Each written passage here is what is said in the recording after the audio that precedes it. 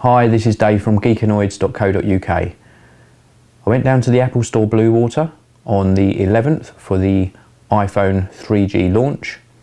Unfortunately, there were some system problems, so I came away empty-handed. But just yesterday, the guys down there at the Bluewater store sorted me out with an iPhone 3G. Comes in this snazzy bag, and I will be bringing you a review of the iPhone 3G after this short break. So this is the new 3G iPhone, 16GB model in black. Let's see what we get for our money. Oh, come on guys, I had enough muffins when I was waiting in line yesterday. But thanks anyway, the thought's really appreciated. So this is the new iPhone 3G, 16GB version in black. Let's take a look and see what we get inside. Oh, that's better guys, we've got the iPhone in the box this time. This is the unit itself, still in its protective wrapper. Let's see what else we get in here. We've got a little package here. Small chrome plated paperclip type implement, and that's for removing the SIM card. We also get a fingertips guide which gives you a walkthrough of how to use the multi-touch interface. We also get some product information, a couple of Apple stickers, get a UK 3-pin plug, get a little power adapter here, the 3-pin plug part snaps on there, USB port on the front for charging the iPhone. Also get some earphones there, and we get a USB charging cable, and also for obviously synchronising your iPhone to your computer. Let's just see if we get anything else in here. So we get no dock in there, which is a shame. And there's also a little polishing cloth that they supply for keeping that glossy back to the iPhone nice and shiny. So we're going to set this iPhone up and then we'll give you a first look after this short break. This is the iPhone 3G itself. As you can see, we've got the main screen here, which you slide to unlock. This is the home button, so if you're within any of the applications or the phone dialing menu, then you can click the home button to go back to the main screen. All of these icons represent different applications. Some of them I've installed from the new App Store, which resides under this icon here. On the side of the unit we have the silencer switch, have the volume up and down button, and on the back of the unit have the camera up here. Bottom of the unit we have the dock connector, also the little tiny speakers and mic pickup, and the top of the unit here we have the on-off switch and the regular, this time so it's not recessed, it's a regular headphone jack. So that's fantastic news, means you can use any headphones you want. I'm just going to show you this iPhone in comparison to the previous generation iPhone. Now they're both very similar looking. I would say that the new 3G iPhone is very slightly fatter, although it does have tapered edges at the side, so it actually feels thinner, but it is a tiny bit fatter.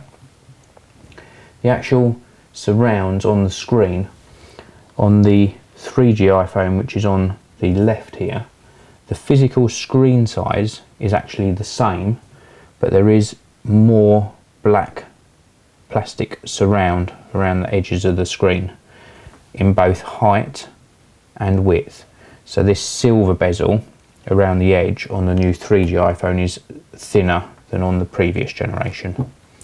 Obviously the back of the previous generation was a matte colour, matte finish I should say, with black at the bottom, and the new iPhone, although I've got a plastic cover that's rather badly put on there at the moment, but is a gloss black.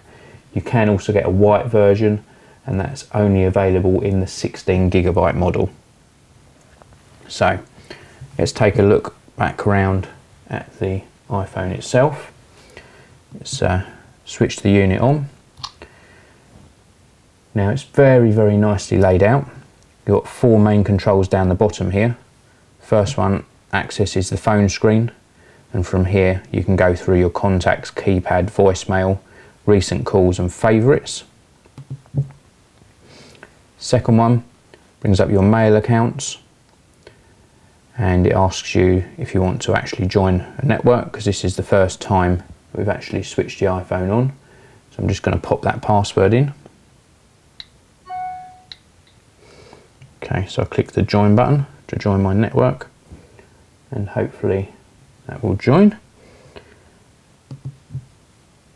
Back to the main screen, we have Safari, which is the well-known fully fledged Safari web browser. That will load the page up. It's actually connected via Wi-Fi rather than 3G at the moment, and that's the Apple home screen. And of course, rotating the device actually rotates the screen as well, and you can scroll through a web page. You can actually zoom in. You can actually pinch the other way to zoom out.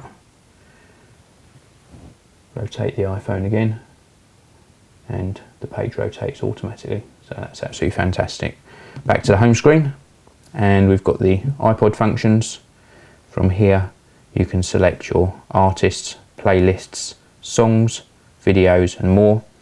If you go into more, you can actually access your podcast menu and scroll up and down to select whatever podcast you want to play.